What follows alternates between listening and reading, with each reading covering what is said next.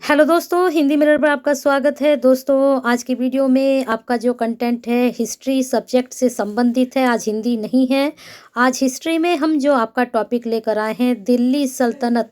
दिल्ली में जो सल्तनत की जो नींव पड़ी, किस तरह से पड़ी और फिर उसके बाद किन-किन शासकों ने वहाँ पर शासन किया, वह सभी जानकारी कितने समय से कितने समय तक वो शासक रहे, सारी जानकारी आपको इस वीडियो के थ्रू मिलेगी। तो पूरी वीडियो में बने रहना।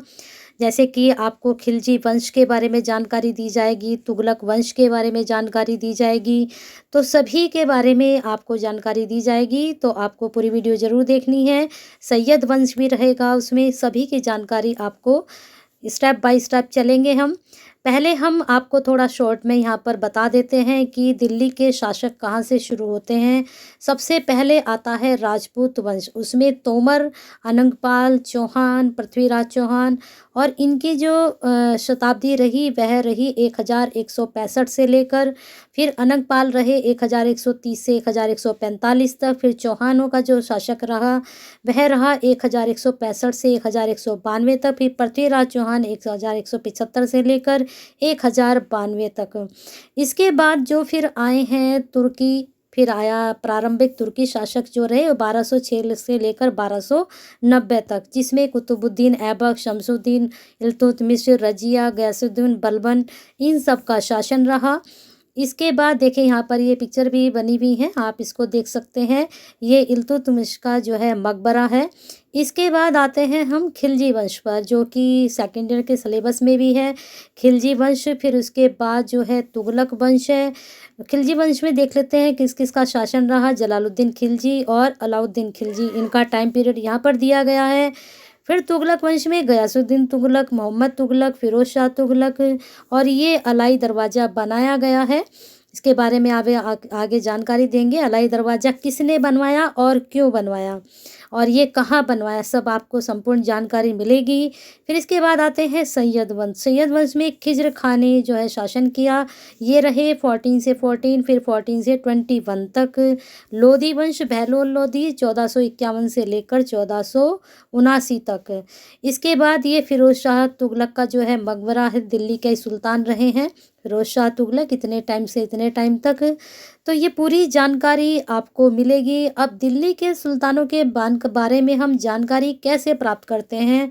हालांकि इनके जो अभिलेख हैं, सिक्के हैं, स्थापत्य होते जो भवन निर्माण इन्होंने कराए हैं। अब जैसे आप दिल्ली में दिल्ली का सुल्तान के देख लीजिए, यहाँ पर ये इल्तुतमिश का मकबरा।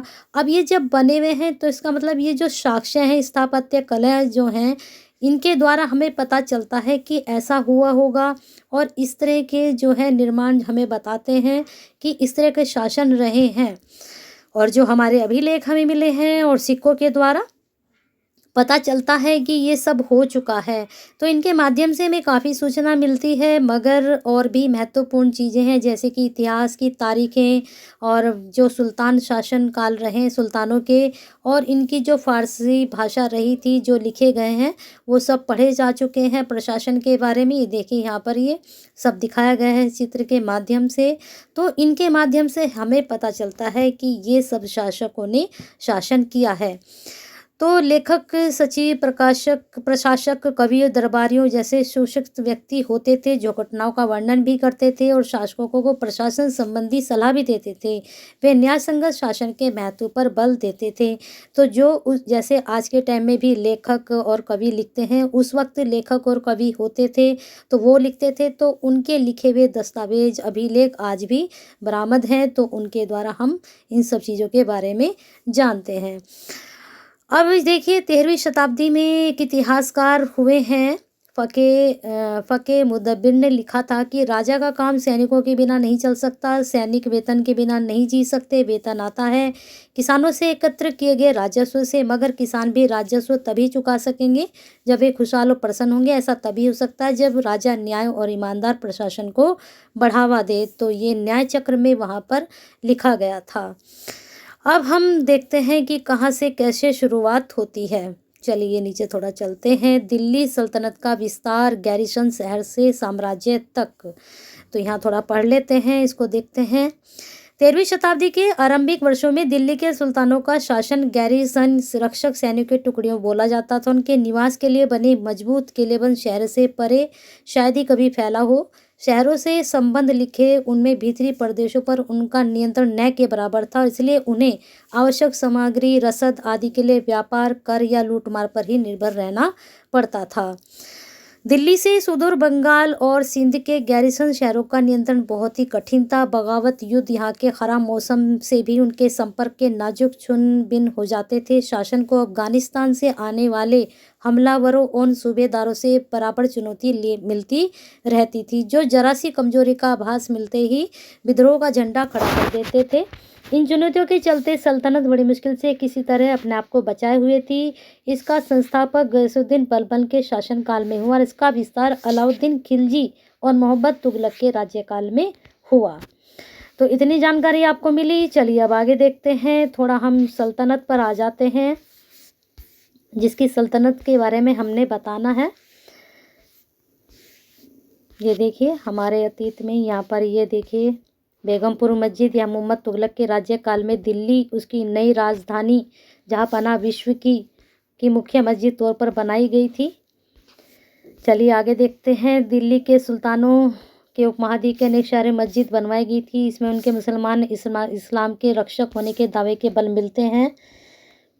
चलिए आगे देखते हैं। ये मोट की मस्जिद है। सिकंदर लोदी के शासनकाल में ये मंत्री द्वारा बनवाई गई थी।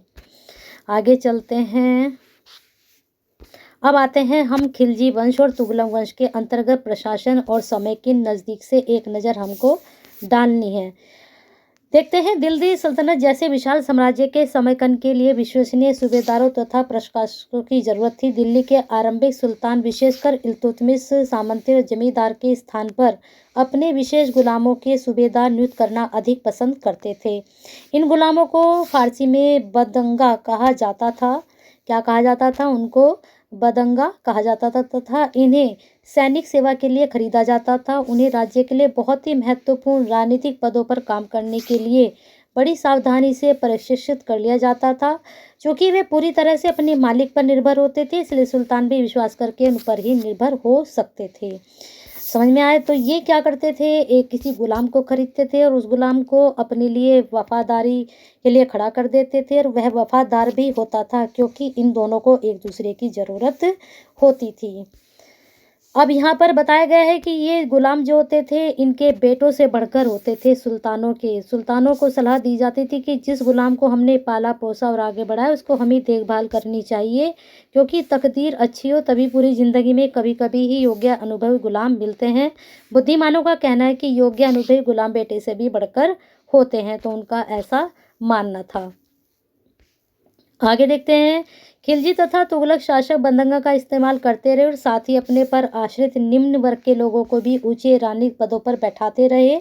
ऐसे लोगों को सेनापति, सूबेदार जैसे पद दिए जाते थे, लेकिन इससे राजनीतिक अस्थिरता भी पैदा होने लगी थी, क्योंकि गुलाम और आश्रित अपने मालिकों और संरक्षकों के प्रति तो वफादार रहते थे मगर उनके उत्तराधिकारों के प्रति नहीं रहते थे। यानी कि जो गुलाम जिसने बनाया था वह उस मालिक के प्रति तो वफादार होते थे, लेकिन जो उसका उत्तराधिकारी होता था वह उसके प्रति उत्तराधिकारी नहीं होते थे, क्योंकि उन्हें लगता था कि कहीं ना कहीं वो भी उस पद के दावेदार बन सकते हैं।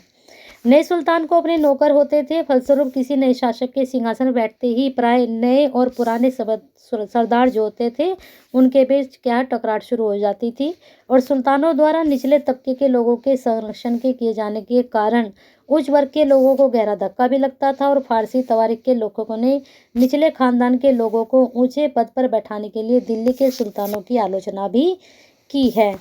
उनका मानना था कि जो गुलाम खरीदे जाते थे वो निचले तबके के खरीदे जाते थे, तो उनको जो है गद्दी पर नहीं बैठाया जा सकता था और जो भी उनको पद दिए जाते थे उसके वो खिलाफ भी रहते थे। अब देखते हैं सुल्तान मोहम्मद तुगलक के जो है अधिकारी जन कौन कौन से थे। जो सुल्तान मोहम्मद तुगलक थे उनके अजीज़ खुमार नामक कलाल शराब बनाने वाला और बेचने वाला था। फिरोज़ हुज्जाम नामक नाई मेनका तवाब नामक बावर्ची और लड्ढा तथा पीरा नामक मालियों को ऊंचे प्रशासनिक पदों पर बैठाया था। 14वीं शताब्दी के मध्य इतिहासकार जयालुद्दीन बर्नी ने इन नियुक्तों का उल्लेख सुल्तान के राजनीतिक विवेक के नाश और शासन करने की क्षमता के उदाहरण के रूप में किया है। तो जो इतिहासकार जियाउद्दीन बर्नी हैं, उन्होंने कहा कि जो तुगलक ने इन लोगों को ऊंचे पदों पर बैठाया था, तो उसको देखकर ऐसा लगता है कि उसने अपने विवेक खत्म कर दिया था और उसने अपनी अक्षमता का परिचय दिया था। ठीक है, तो अपने इतिहासकारों ने अलग अलग अपने मत दिए हैं। तो इस प्रकार से पूरा खिलजी वंश यहाँ पर है, इसका आप स्क्रीनशॉट ले लीजिए खिलजी वंश का और इसको अच्छे से डीपली पढ़ लीजिए। और यहाँ पर भी इसका स्क्रीनशॉट ले सकते हैं आप। फिर यहाँ पर चंगेज खां के बारे में है, इसका स्क्रीनशॉट लीजिए। फिर यहाँ पर देखिए अलाउद्दीन खिलजी और मोहम्मद तुगलक का इन्होंने डिफरेंस दिखाया है, इसको आप पढ़ सकते हैं, इसका स्क्रीनशॉट ले लीजिए। वीडियो को पोस्ट करके आप इसको पढ़ सकते हैं। फिर आती है 15वीं शताब्दी तुगलक वंश। 16वीं शताब्दी में 15वीं तथा 16वीं शताब्दी में सल्तनत। कल ये टॉपिक हम कल कराते हैं आपको। और यहाँ पर जो आपको बताया जाएगा, इसमें 3 श्रेणी में ईश्वरीय शांति, नाइट और धर्मयुद्ध के बारे में समझाया जाएगा। ठीक है, यहाँ पर ये प्रश्न हैं, आप इन प्रश्नों को भी देख सकते हैं। देखिए ये प्रश्न कितना अच्छा है। दिल्ली सल्तनत पर मुगलों आक्रमणों का क्या प्रभाव पड़ा, ये प्रश्न आपका एग्जाम में बन सकता है। और मुफ्ती अपने कर्तव्यों का पालन करे, ये प्रश्न ही बन सकता है। सल्तनत की भीतरी और बाहरी सीमा से आप क्या समझते हैं, ये वाला प्रश्न आपके लिए बहुत ही महत्वपूर्ण है। दिल्ली सल्तनत पर मुगल आक्रमणों का क्या प्रभाव पड़ा, ये प्रश्न आपके एग्जाम में बन सकता है। इस प्रकार से ये पूरी जानकारी आपको दी गई इस वीडियो के द्वारा। अगर आपको लगता है कि यहाँ पर कम जानकारी आपको मिली है, जो टॉपिक आपको दिया गया है, तो बताइए ज़रूर कमेंट बॉक्स में। आपको फिर और इसी टॉपिक पर दूसरी वीडियो तैयार करके दे दी जाएगी। अगर आपको टॉपिक अच्छा लगा है और आपकी समझ में पूरा आया है तो एक लाइक तो बनता है और शेयर कीजिए जिन तक ये कंटेंट पहुंच सके। और अगर आप हिंदी मिरर से नहीं जुड़े हैं तो जुड़ जाइए, बेल आइकन हिट नहीं किया तो कर दीजिए, जिससे नए वीडियो के नोटिफिकेशन आपको टाइम से मिलते रहें।